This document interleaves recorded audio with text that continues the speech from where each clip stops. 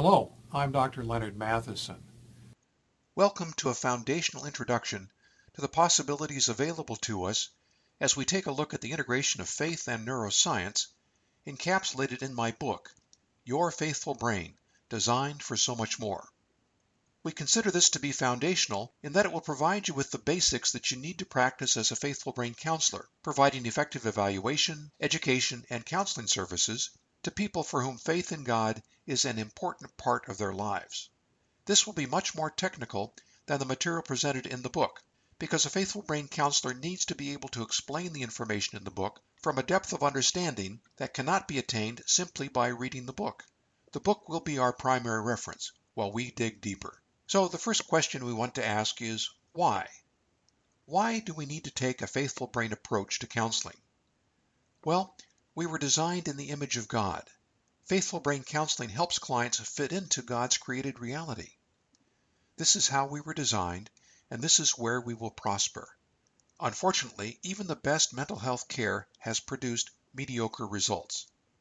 The separation of faith and science has severely limited the development of mental health services.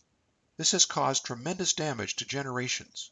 We need to stop moving forward with this unnatural and ill-formed separation. The National Institutes of Mental Health in 2004 published the results of the STAR-D study. STAR-D stands for Sequenced Treatment Alternatives to Relieve Depression. This was an attempt to treat depression with no limitation of resources. No expense was spared in this large-scale study using the best trained professionals and the best medicines with carefully screened people who were suffering from depression. Unfortunately, here's what happened. Only 30% achieved remission on antidepressants. 30% of the remaining non-responders were helped by adding another SSRI or cognitive behavioral therapy. But after what the NIMH called persistent aggressive treatment with both SSRIs and cognitive behavioral therapy, long-term remission was only 40% to 50%. In this study, widely recognized as the best study of treatment for depression, they ignored the potential benefits of a faith-integrated approach. My own limitations as a very well-trained secular psychologist hit me right between the eyes several years ago when I was faced with a young woman named Julie, severely burned in an auto accident. Her third-degree burns included severe facial disfigurement and the loss of one hand. From the very first, she was calling out to God, angry at one time, despairing at another. God, why did you let this happen to me? God, what am I going to do? As I counseled her with a deep level of caring and concern, my secular approach was tolerated by her rather than embraced. At the start of our third session, Julie said to me, I know you're trying to be helpful and you've got a lot of experience, but I just don't know whether or not I even want to live. I'm so angry with God and so scared. Can you help me with that? What Julie had done was to give me no alternative. I paused and said a silent prayer. I was very early in my faith life at that point. Asked God to help. Help me know what to say next. And I said, Julie, let's pray together. I had no idea what I prayed. I don't remember the words today. I'm not sure they were my words. But at the end we were both crying, and we went on from there. And Julie is still alive today, and she's prospering. She's married and has 3 children. She's really living life to the full. I don't think we could have gotten there had I continued working with her as a secular counselor. I was well trained. I knew what I was doing, but I had taken God out of the equation. The Faithful Brain model offers a much better alternative. It takes advantage of the integration of faith and neuroscience and cognitive behavioral therapy. At least as important, we will not be addressing only the psychopathology that people experience, but will take people far beyond mental hygiene and mental health into exploring and developing the full potential that's offered to them by God through our relationship with Jesus Christ. We were designed for so much more. The Faithful Brain Counseling model makes a few assumptions. We assume that a faithful brain is designed by God to live life to the full. It's the brain of a person who accepts God's will. It's the brain that is fully integrated with God, itself, and others, that optimizes its design. There are three orientations of this integration: vertical, horizontal, and coronal or relational. We recognize that Jesus had the only perfectly faithful brain. We can follow his example. The faithful brain model is a simple model that has tremendous depth. We start with accepting that the brain is designed with a purpose and the ability to differentiate among the billions of people on the planet so that each of us can intimately and individually be in a unique relationship with God. The brain's capacity is astounding, with apparently excess capacity. This is actually not excess capacity. The brain's design is necessary so that each of us can develop into the unique being that we are intended to be. It is our responsibility to allow God to guide us and to participate with God in developing ourselves into who God wants us to be. When we surrender, we synchronize with God's created reality and find that we perform optimally. This should not surprise us, and we should be encouraged to come back for more. The hierarchy of integration begins with our relationship with God. We must start here so that each of our subsequent efforts to honor God's design for who we are can be guided by God. Jesus has not only redeemed us, but is our best example of how we are to live, how we are to use our brains. We must actively engage in a relationship with Jesus and allow his lessons to permeate our lives so that we can develop optimally. Both our relationship with Jesus and our practice of his lessons are necessary. Neither is sufficient. This last statement will cause some people quite a bit of difficulty because they feel that their relationship with Jesus is sufficient in and of itself. I believe that it is necessary and that we are called to participate with God. To the degree that we surrender to God's perfect will for our lives and seek his purpose, we were designed to develop optimally. This means that we are not to sit on our hands, but we must roll up our sleeves and sharpen our pencils and become lifelong learners and participants in God's work to develop us, fulfilling his design for our lives.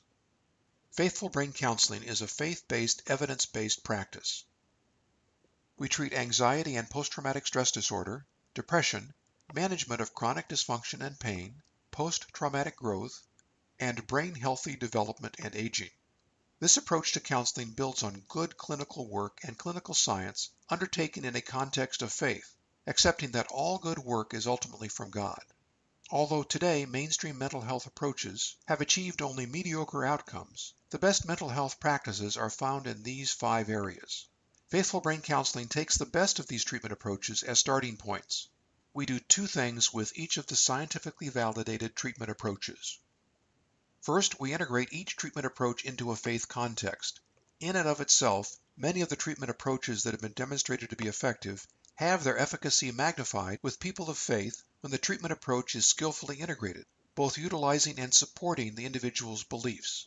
Second, we build and extend each treatment approach where we find opportunities that would otherwise not exist unless the standard treatment approach has been integrated into a faith context. For example, cognitive behavioral therapy for depression is modestly effective in and of itself, offered widely by secular counselors and psychologists.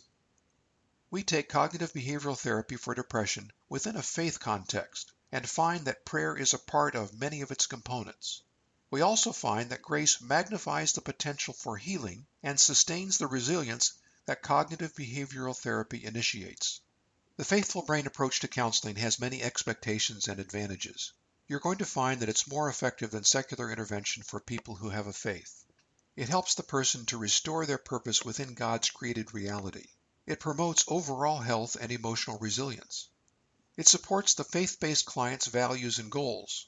For the faith-based client, redemption sets the stage for rehabilitation and growth leading to life to the full, contrasted with treatment of pathology leading to normal. Now, I began my career and spent the first 20 years or so as a secular counselor and psychologist. For more than 2 decades since I became a Christ follower, I have been consistently amazed by the increased efficacy that is easily achieved by helping people to develop a restored sense of purpose and a future orientation that fits within God's created reality. I've also been tremendously influenced by my observations that we find general health extending beyond mental health and into physical health and spiritual health and financial health and familial health when we begin to intentionally pursue God's perfect will for our lives. Surrendering to God and adopting the lessons of Jesus and integrating them into our lives immediately begins to be brain protective and allows our brains to be rehabilitated. All of the other aspects of our lives tend to follow. You're going to find that neuroscientific findings about brain health and development entirely support Jesus' teaching. Could neuroscience be an additional path to faith? It's also important to consider that the vocation to which we are called, counseling people from a faithful brain perspective, is another way in which we can encourage people to deepen their faith. Indeed, it is clear to me that our witness and our teaching have efficacy to help people choose to remain in relationship with God and deepen their relationship with Jesus. This is of great concern to me as I watch people in their late teens and 20s move away from God and embrace the attractive and exciting rationality that, unfortunately, sometimes proscribes a belief in God. As we know, this is entirely unnecessary, but young people tend to be easily swayed by the brilliance of spiritually stunted professors and mentors. I am speaking of myself many years ago, and would hope that if another one of me comes along, one of us will take him aside and encourage him to inspect the claims of Christ from a more attractive rational perspective, the perspective that the faithful brain counseling approach offers. In the faithful brain approach to counseling, redemption and rehabilitation go together. We are redeemed by the love of Jesus, and redemption readies us to be rehabilitated in our relationship with Jesus as we embrace and integrate his lessons and examples in our lives. In redemption, we are reborn into a life that has our original potential, though it appears that generational sin has likely caused us to have less potential than God originally intended humans to possess. The problem with neural epigenesis is pertinent here. Generational sin is perpetuated with neural epigenesis as genetic changes take place in neurons, and we don't yet know the mechanisms, but there seems to be a generational change that's passed down through the germ cells from father to son to grandson. Now, I think there are two important points to consider in regards to this. The first is that we must embrace the model and lessons of Jesus in close communion so that we can actualize our potential. The second is that we must do our best to not continue to degrade the human potential as we contribute to generational sin. Thus, we have our own personal responsibility, and we also have a shared responsibility for the human race. This is where Jesus talks about neurorehabilitation. You shall love the Lord your God with all your heart, and with all your soul, and with all your mind. This is the greatest and first commandment. And a second is like it. You shall love your neighbor as yourself. Christian neuroscientists agree that this is the core of optimal brain health and development. Nothing needs to be added, and nothing can be taken away. This is necessary and sufficient. As followers of Jesus, we take these instructions very seriously and attempt to live our lives implementing them as best we can. As counselors, we assist our clients to take these instructions very seriously and attempt to implement them in their lives as best they can. What we find is that each of us is limited in our own individual abilities, and we need to rely on God and the people God has put in our lives. Some of them support us, and some of them we support, and throughout these relationships we learn how to adhere to these commandments. Gradually, the inherent capacities of our brains that are always developing become harnessed for God's purposes. The faithful brain model holds that redemption leads to neurorehabilitation.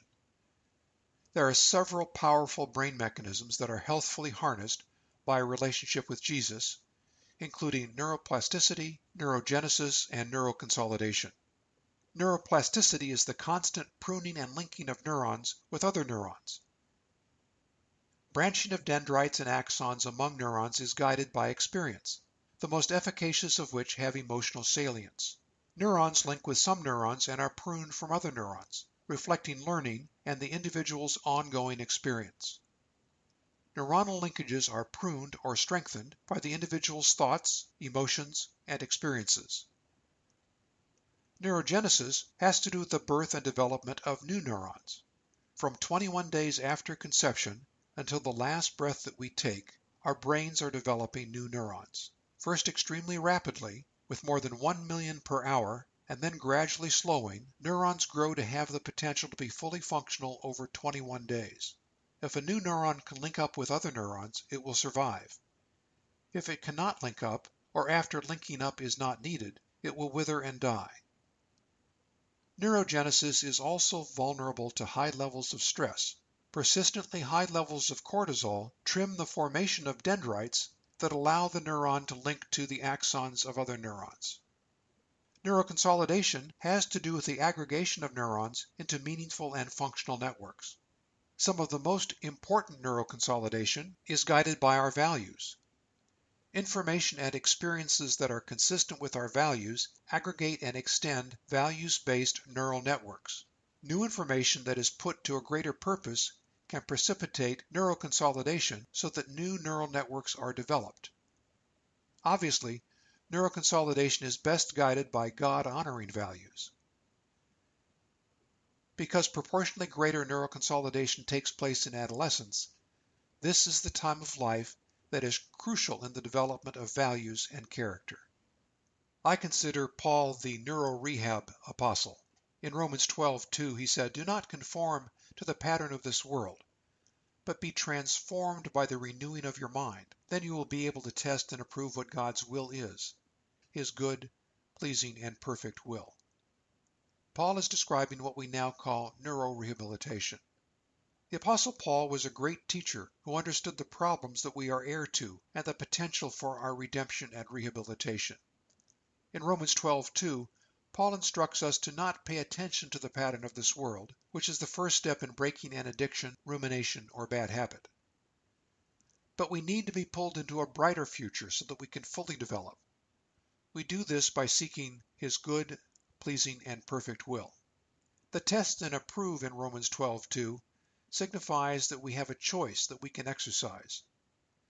The importance of this choice is that it is another just right challenge that harnesses not just a belief, but the combination of a belief and an action that brings about experiences that are consistent with what we seek.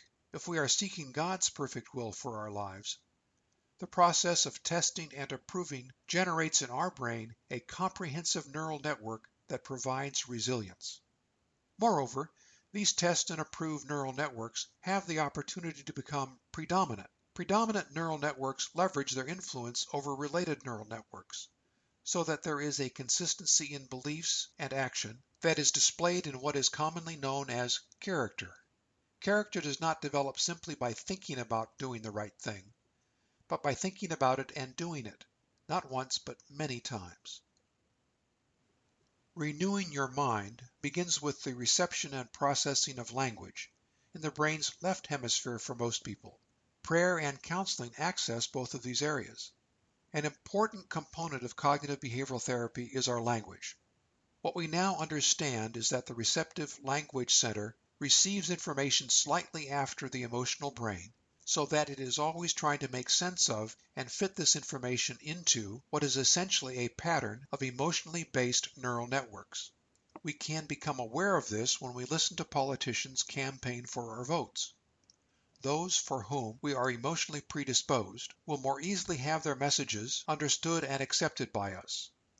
Those for whom we are not emotionally predisposed will have a difficult time even having us understand what they are saying. We are not primarily rational beings, which is very difficult for all of us who see ourselves as rational beings to accept. This is an important fact for counselors to understand. The transforming and renewing of the mind is not merely a verbal and rational experience. We cannot merely talk with people to bring about change. We need to talk with people within the context of a relationship that brings about change. No matter what we say, absent such a relationship, change will not occur. Similarly, prayer has efficacy to the degree that it is genuine and comes out of a loving and genuine relationship with God. I really don't know whether or not perfunctory prayers have any efficacy. I'm not in a position to say. But from a neuroscientific perspective, the brain is not designed to experience much, if any, impact from a perfunctory prayer. Similarly, reading the Bible outside of the context of a loving relationship with God initiates only limited activity in the brain, compared with reading and experiencing the Bible within that loving relationship. In fact, the more sensory mechanisms that can be engaged to explore the written message of the Bible, from a brain perspective, the greater its efficacy. This may be somewhat heretical to biblical scholars, who obviously focus on the written word, but it is clear that the words spoken to the disciples by Jesus, within the context of their relationship with Jesus, had a level of impact that we must strive to experience. Given that the Bible is the inspired Word of God, I fully expect that we can achieve such an experience, but we must do our best to seek it out. Well, we've covered a lot of ground today. Let's take a few minutes to recap before we wrap up. So, neuroplasticity is the brain's constant process of connecting and modifying connections in response to experience. Neuroplasticity takes place optimally with ongoing and focused just right challenges within the context of grace, moderated stress, proper exercise, sleep, and nutrition. Just right challenges are when the demands of a meaningful task slightly exceed the person's ability. When the person takes on just right challenges within the context of grace, moderated stress, proper exercise, sleep, and nutrition, neuroplasticity is most powerful. Neurogenesis is the birth and growth of new neurons. 21 days after conception, your brain began as a tube of neurons, growing from stem cells. Millions of new neurons were created every hour and began migrating up your neural tube to become integrated with all the other neurons to organize your brain. Neurogenesis unfolds very rapidly up and through the first 24 months after gestation and starts to slow down, but never completely stops. And the final process we'll talk about today is neuroconsolidation. That's the organization of experience into long-term memories. Information is temporarily stored in the hippocampus and then integrated into and/or creating new values-based neural networks.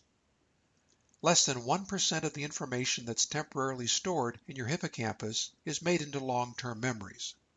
Screening of this information by the value centers of the brain allows testing and approval or rejection of the new information. Neuroconsolidation before adolescence is our best opportunity to develop God-honoring resilient values. Well, thank you for your time and attention. We've reached the end of Your Faithful Brain Foundational Lesson 1. We welcome your feedback. Please send ideas, questions, or concerns to the Faithful Brain Institute, www.faithfulbrain.com. Thank you very much.